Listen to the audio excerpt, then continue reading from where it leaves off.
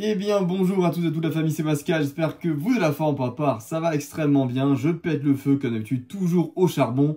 Aujourd'hui on se retrouve pour le 8e épisode de la série, j'investis 100 000 € dans les cartes Pokémon et donc on fait le suivi du mois d'août. Donc un mois toujours assez peu actif, ça reste quand même le contexte estival avec donc des vacances, des personnes qui dépensent moins dans les cartes Pokémon. On rappelle, Pokémon a tendance ces derniers mois à se professionnaliser, donc il y a pas mal de gens qui investissent dedans, c'est plus que de la collection comme avant. Ce qui fait que le marché est pas mal porté aussi au niveau des cotes par les investisseurs et pas forcément que par les collectionneurs. Alors du coup, avant d'actualiser les cotes du mois d'août, eh bien tout simplement, on va jeter un œil à ce qui s'était passé au mois de juillet. Eh bien écoutez, on avait juste, entre guillemets, perdu 35 €, ce qui est plutôt un bon résultat. Pourquoi? Parce que le mois de juillet, c'est le premier mois vraiment dans l'été où ça tape dur. Et donc on pouvait s'attendre à ce que les portefeuilles diminuent en termes de valeur parce que les gens préféraient vendre plutôt qu'acheter, que du coup comme tout le monde voulait vendre en même temps pour se payer des vacances, et bien que ça ferait chuter le marché, et bien au final ça va, sur un portefeuille à 100 000 €, perdre 35 €, c'est peanuts.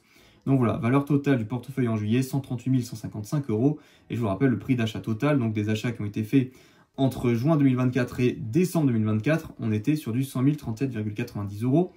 Ce qui veut dire que depuis le début janvier, eh bien, on est à plus 38%, tout simplement depuis le début de l'année 2025 en fait. Voilà, pour faire plus court. Donc ce qui est quand même un très bon rendement si ça se maintenait jusqu'à la fin de l'année. Et croyez-moi, j'ai des bonnes raisons de croire que ça va pas mal augmenter dans les semaines à venir. Je vous en dis pas plus. Donc c'est parti, on commence directement à actualiser les cotes de ce tableau-là. À savoir que dans la colonne L, j'ai rajouté des surlignages en jaune pour vous indiquer qu'il n'y a pas eu de vente réussie sur ce mois-là. Notamment, je check d'abord eBay et s'il n'y a pas eu de vente, eh bien, j'essaye de complémenter ça avec GCC. Mais là, pour le coup, il y a quand même pas mal de produits qui n'ont pas été vendus parce qu'il y a très peu d'activité sur le marché Pokémon au mois d'août. Allez, on commence directement avec les blisters Harmonie des Esprits. Mais écoutez, on était à 110 € au mois de juillet, ça n'a pas bougé. Quand même une variation totale de plus 44% qui est très bonne.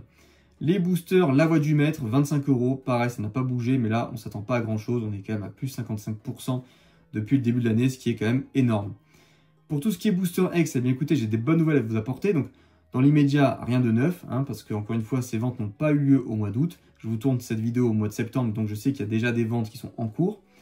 Mais en tout cas, il va y avoir des nouveautés pour Emerald, Gardien de Pouvoir, Île et Dragon, Rouge Feuille et Team Magma Aqua. Toutes ces séries-là ont été vendues ou sont en train de se vendre au mois de septembre. Donc, c'est une bonne nouvelle pour le prochain épisode. N'hésitez pas à suivre ça de près si vous n'êtes pas abonné. C'est le moment de me suivre parce que je peux vous garantir qu'il va y avoir pas mal de belles choses qui vont arriver d'ici la fin de 2025. Ensuite, pour Glaciation Plasma, eh bien écoutez, on a une vente sur eBay autour des 75 € généralement. Donc les boosters se maintiennent bien. C'est toujours en train de flirter entre les 70 et 80 €. Ça reste toujours dans cette fourchette-là. Donc voilà, plus 15% par rapport au mois dernier. On est sur une variation totale de plus 64%, ce qui est extrêmement bien. Les boosters 7 de base édition 1, eh bien écoutez, on a eu un Florizard qui s'est vendu à 850 je crois, un Dracofeu autour des 750, donc voilà, j'ai pris 800 €. J'ai coupé la poire en deux, donc moins 11% par rapport au mois dernier qui était à 900 €, les boosters 7 de base. Et on a une progression qui reste assez maigre sur ces boosters-là. Les boosters Alliance Infaillible, confirmation autour des 50 €, donc plutôt rassurant parce que ce sont des boosters Lucario je crois qui sont vendus. Donc voilà, 50 € pour cette illustration qui n'est clairement pas la meilleure, ça laisse du bon pour tout ce qui est Dracofeu et Reshiram et aussi Gardevoir et Nymphali. Derrière, on enchaîne avec Destinée Occulte, donc pareil, ça n'a pas bougé. Toujours des ventes autour des 45 €, donc ça c'est très bien, surtout en été, ce qui veut dire quand même qu'on est sur voilà, une belle perspective pour Destinée Occulte. On voit que les ETB montent, donc logiquement les boosters devraient suivre également. Les boosters du Hot Choc, petite augmentation, donc on était à du 80 €, maintenant on a mis ça sur du 85 €. Je sais que les ventes sont généralement plus hautes, mais je n'ai pas envie de mettre plus haut. Pourquoi? Parce que je ne trouve pas que ce soit logique.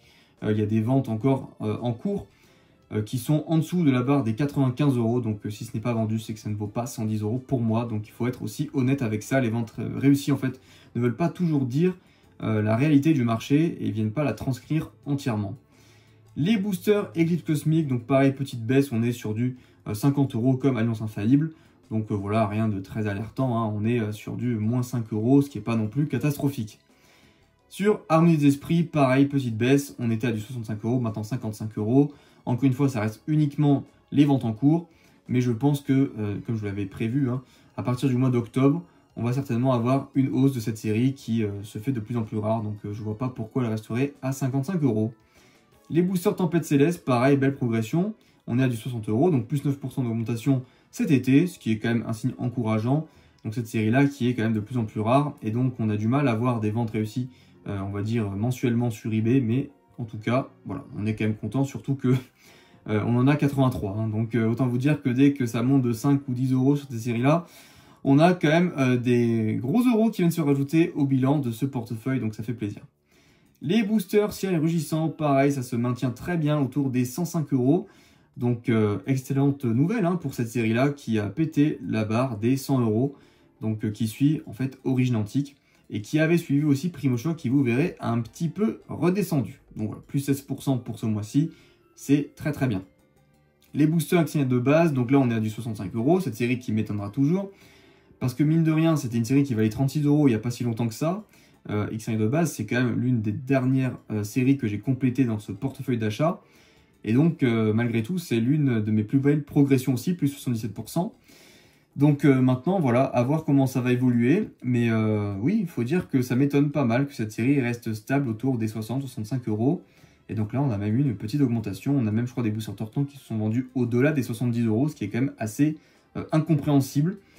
Mais bon, voilà, XY, il faut s'y attendre, ça va monter. Pas pour tout, vous allez le voir. Donc c'est un petit peu en dents de scie, mais en général, on a quand même une belle tendance à la hausse sur le bloc XY, notamment avec, comme je l'avais dit, hein, l'arrivée de Mega Evolution qui refait un petit peu dorer le blason de cette série-là. Pour Étincelle, très très bonne surprise. On a des boosters Kangourex qui sont vendus autour des 80 € je crois. Les Dracofeu partent à plus de 100-110 €, donc ça c'est pareil.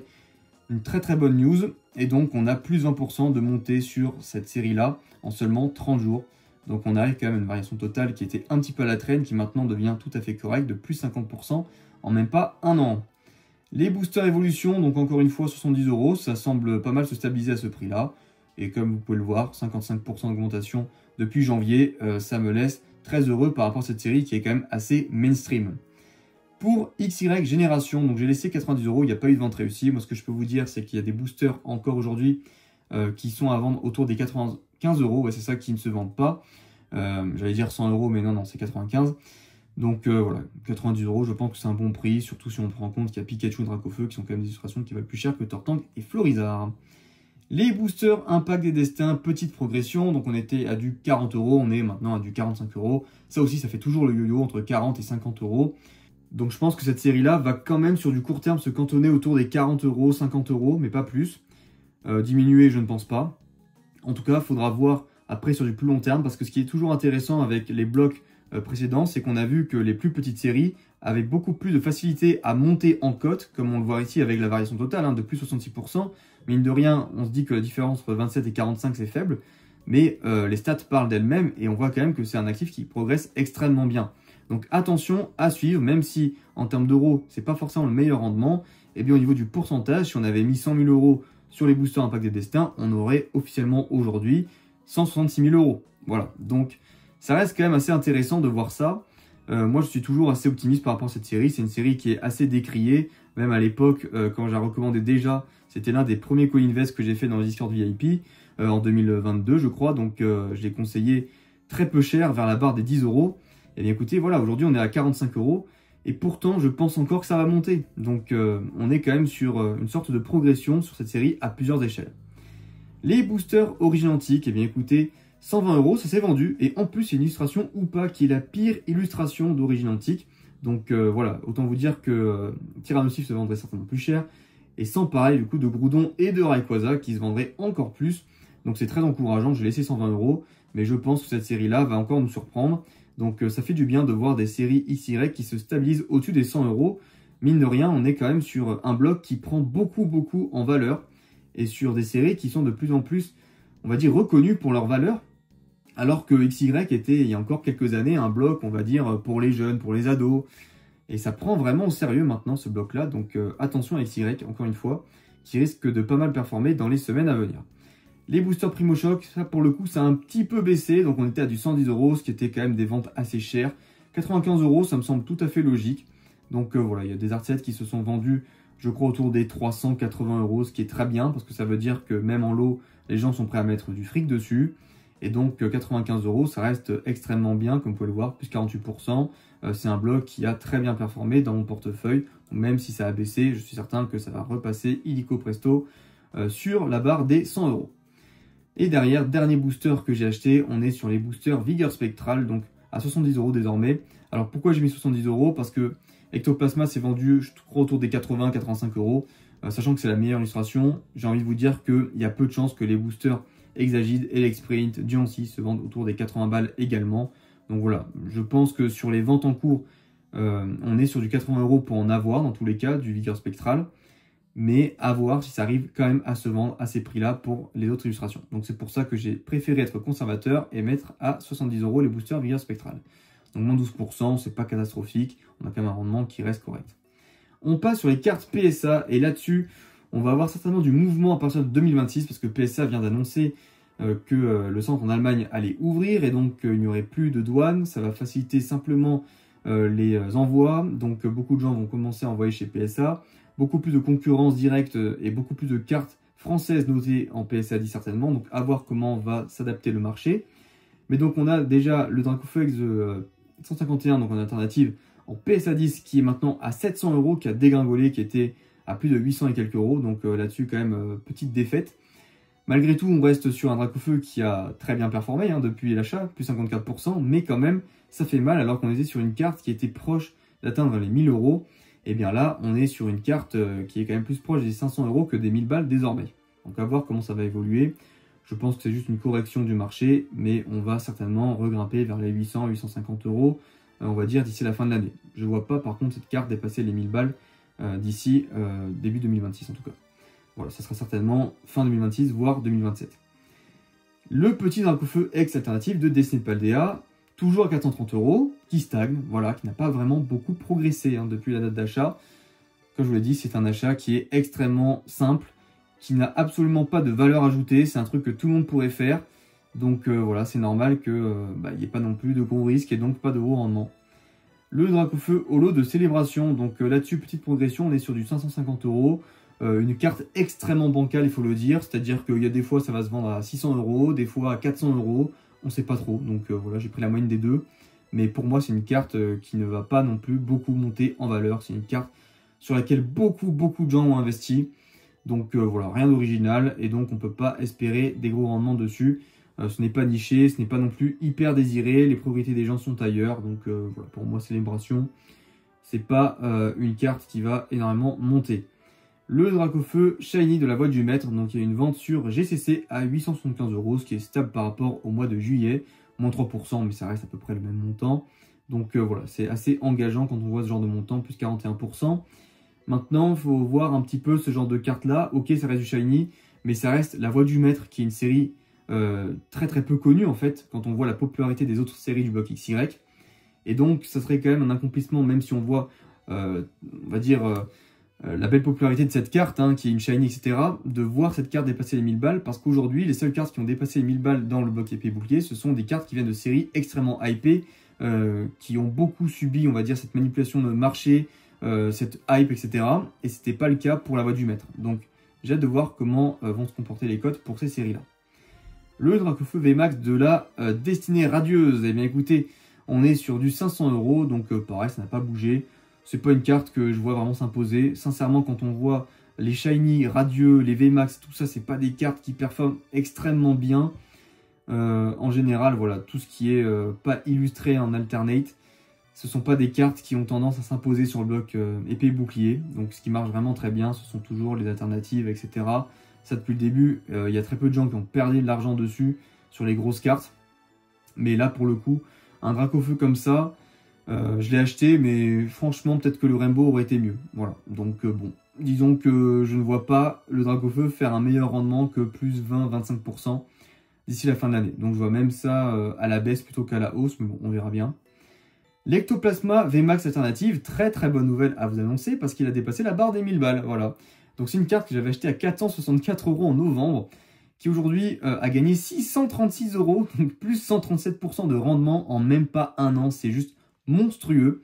Et à chaque fois que cette carte se vend, comme je vous l'avais dit déjà dans l'épisode précédent, eh bien le montant s'incrémente encore. Et donc là aujourd'hui on a dépassé la barre des 1000 balles. Et on est même bien dépassé parce qu'on a 1100 €. Donc vraiment, c'est juste génial. Cette carte-là qui, dans tous les cas, s'est vendue à multiples reprises au mois de septembre et qui reste encore sur la barre des 1100 €. Donc vraiment génial pour ce Ectoplasma qui est extrêmement performant. Voilà, donc une carte qui malgré tout reste très nichée, il n'y en a pas beaucoup en vente. C'est une carte qui est assez compliquée je trouve à tirer de booster, même si en soi on va dire que les défauts d'usine n'empêchent pas d'avoir le 10 dans la plupart des cas. Eh bien c'est une carte qui devient de plus en plus dure à avoir, donc les collectionneurs d'Ectoplasma se l'arrachent. Et là-dessus on est plus sur un achat passion qu'un achat d'investissement, donc voilà, c'est rassurant de voir que ce genre de carte arrive à taper des gros montants. Le Floriza X Alternative de 151, eh bien écoutez, il y a une vente à 340 €, donc ça ne change pas par rapport à ce qu'on a vu le mois dernier. Pour ce qui est du Giratina V Alternative PSA 10, eh bien écoutez, comme vous pouvez le voir ici, pas de vente, comme on en indique avec la colonne L, donc avec le surlignage en jaune. À voir ce que ça va décrocher pour les mois suivants. Je suis pas giga optimiste parce qu'on a eu quand même une très grosse augmentation au mois de juillet, donc je vais vous montrer ça, hein, mais grosso modo, au mois de juin, on était sur une carte qui valait 1200 €. Et donc du coup, au mois de juillet, on était passé sur du 1520 €. Voilà, donc comme vous pouvez le voir ici, c'est pas quelque chose de très positif de voir une très grosse augmentation comme ça arriver d'un coup. Donc c'est la raison pour laquelle je pense pas que cette carte-là va se maintenir autour des 1500 €. On va aller regrappiller les 1300, peut-être remonter d'ici la fin de l'année autour des 1400, mais ça va pas rester à 1500 €. Ça me paraît beaucoup trop gros pour être vrai. Donc voilà, ce genre de cartes-là, encore une fois, c'est des cartes qui valent extrêmement cher quand vous les achetez à ces prix-là. On ne peut pas espérer faire un x2 dessus en un an, c'est extrêmement rare que ça se produise. Donc voilà, c'est pour ça que je vais être assez conservateur par rapport à cette carte-là. Le Givralli VMAX Alternative d'Évolution Céleste. Évolution Céleste qui a quand même un temps, on va dire, un peu dur, hein. On a une période très compliquée sur cette série-là.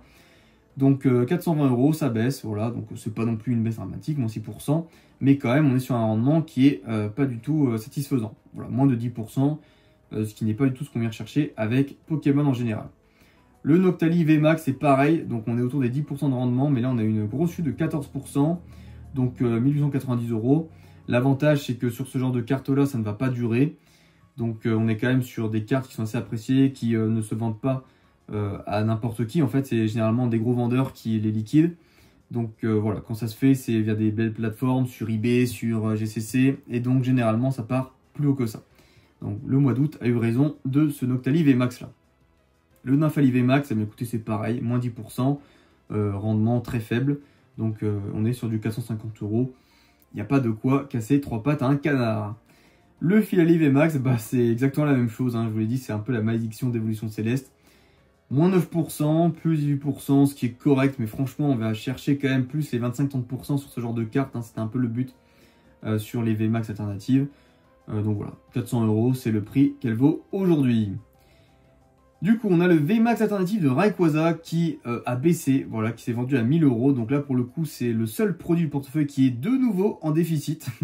Donc moins 9%. Écoutez, je ne saurais pas vraiment expliquer cette manie qu'il y a sur ces cartes-là d'Évolution Céleste. Peut-être qu'elles ont été trop gradées, peut-être que les gens n'en veulent plus et priorisent d'autres choses parce qu'elles valent très cher par rapport finalement à la valeur perçue. Je ne sais pas exactement. Mais voilà, je ne suis pas vraiment inquiété, comme je l'ai dit à maintes reprises, pour cette carte de Rayquaza VMAX alternative, qui pour moi va finaliser son ascension en 2026. Voilà. Pour l'instant, il faut quand même que les choses se tassent. On a toutes les belles choses qui sont arrivées avec Icarate Violet, mais à terme, les gens vont reconnaître la valeur de ce Rayquaza qui est juste magnifique et qui n'est pas non plus si populaire que ça en PSA 10. Voilà. Le Turtank X alternative de 151, donc on termine là-dessus. Eh bien écoutez, bonne nouvelle, lui il augmente de 24% ce mois-ci et il atteint la cote de 360 €. Voilà, donc du coup plus 39%, ce qui est un très bon rendement pour une carte d'Écarlate et Violet. Maintenant, on espère juste que ça va se maintenir autour des 350 €. Voilà, ce qui serait déjà très satisfaisant par rapport, on va dire, au bloc EV, qui est quand même un bloc extrêmement récent, des produits très jeunes, donc on va pas chercher du 50%, 60% sur du EV. On va quand même être assez réaliste, et je pense que là-dessus, plus 39%, c'est déjà très bien.